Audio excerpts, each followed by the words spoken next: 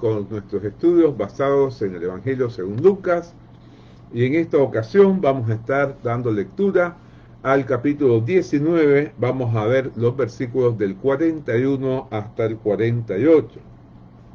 Lucas, el capítulo 19, vamos a leer los versículos del 41 hasta el 48. Dice la palabra de Dios ahí en Lucas, el capítulo 19, versículos del 41 hasta el 48, el último del capítulo, de esta manera. Y cuando llegó cerca de la ciudad, al verla, lloró sobre ella, diciendo: Oh, si también tú conocieses a lo menos en este tu día lo que es para tu paz, mas ahora está encubierto de tus ojos.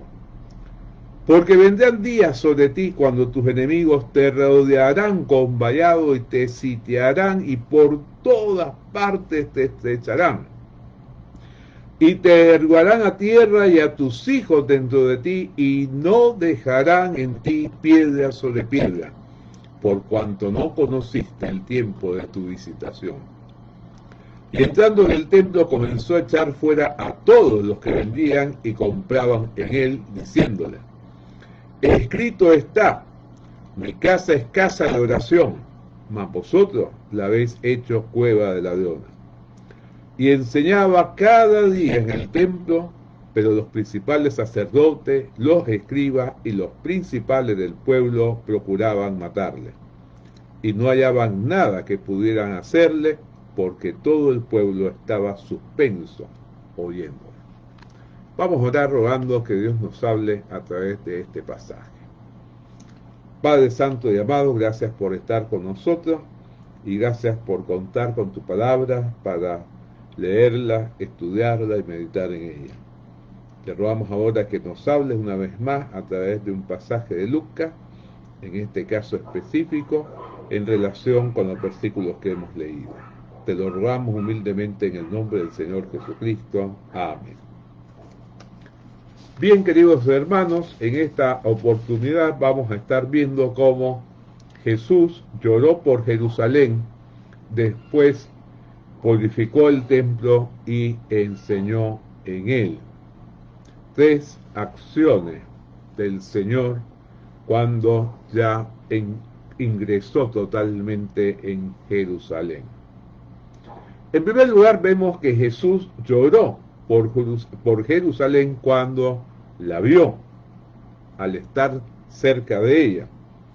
Dice el versículo 41, y cuando llegó cerca de la ciudad, al verla, lloró sobre ella. O sea, cuando estuvo lo suficientemente cerca de Jerusalén, el Señor lloró sobre ella, ¿no? Lloró por ella. Y ahí, en los versículos siguientes, 42 al 44, él va a hacer ver tres razones, ¿no? El texto va a mostrar que lo que dijo el Señor mostraba tres razones de su llanto. En primer lugar, que no captaran lo que les daría paz.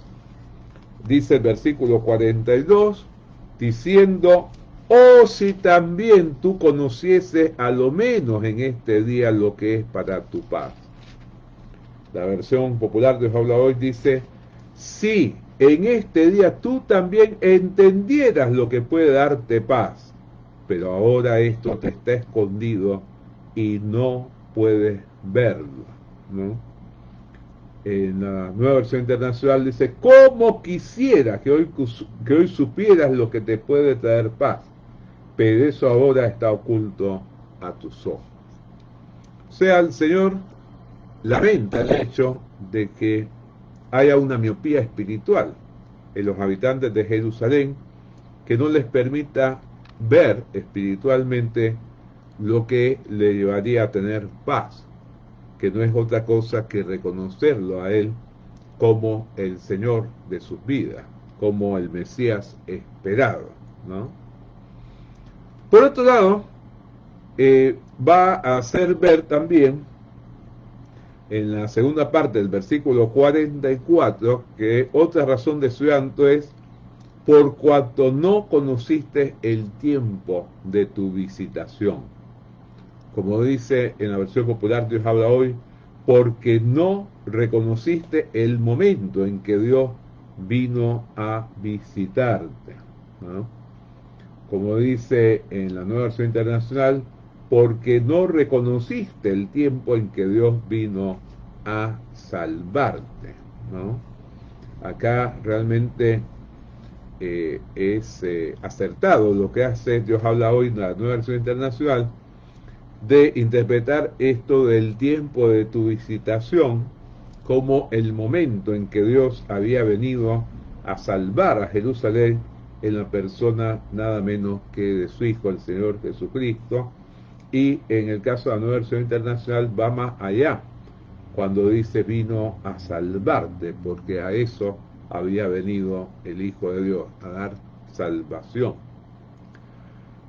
Y dado que ellos ni habían captado lo que les daría paz, ni habían reconocido la presencia de Dios, el resultado sería que Jerusalén, incluyendo a sus habitantes, sufrirían una terrible consecuencia, que es la marcada en la primera parte del versículo 44 y en el versículo anterior, el versículo 43.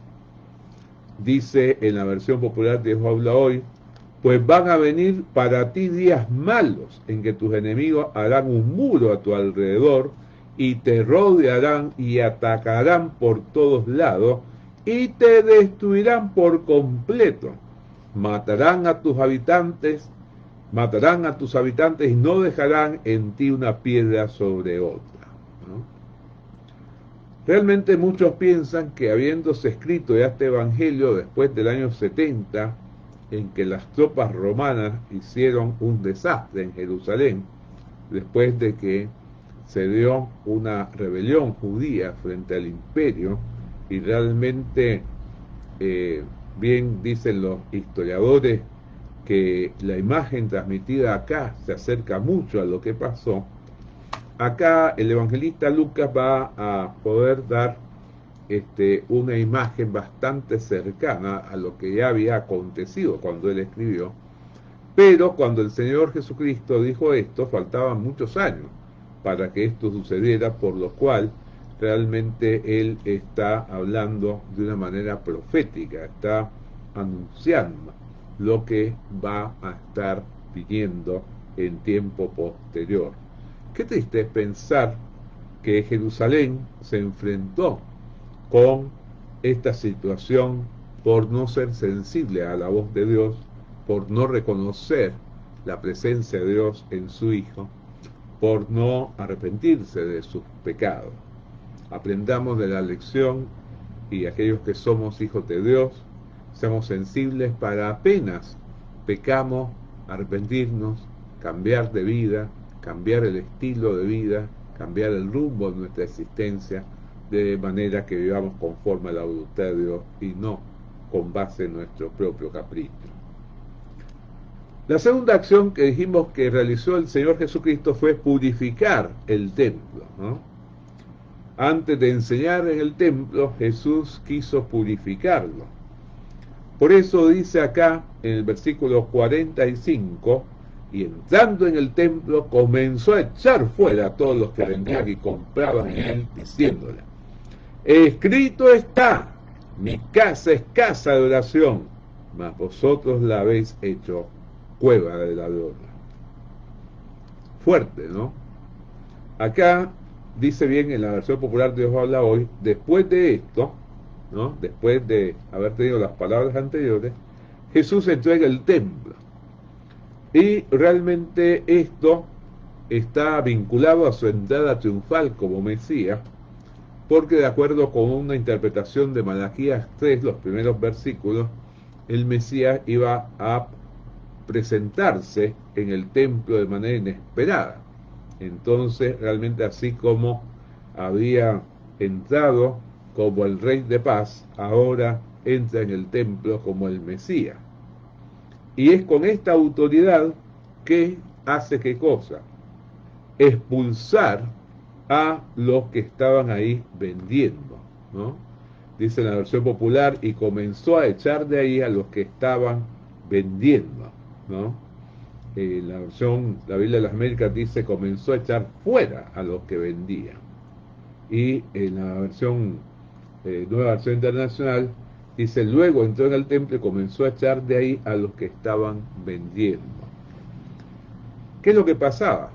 Como hemos explicado en otras oportunidades, había muchos que hacían gran negocio porque había gente que llegaba a ofrendar y tenía que hacerlo en la moneda que las autoridades religiosas judías habían establecido.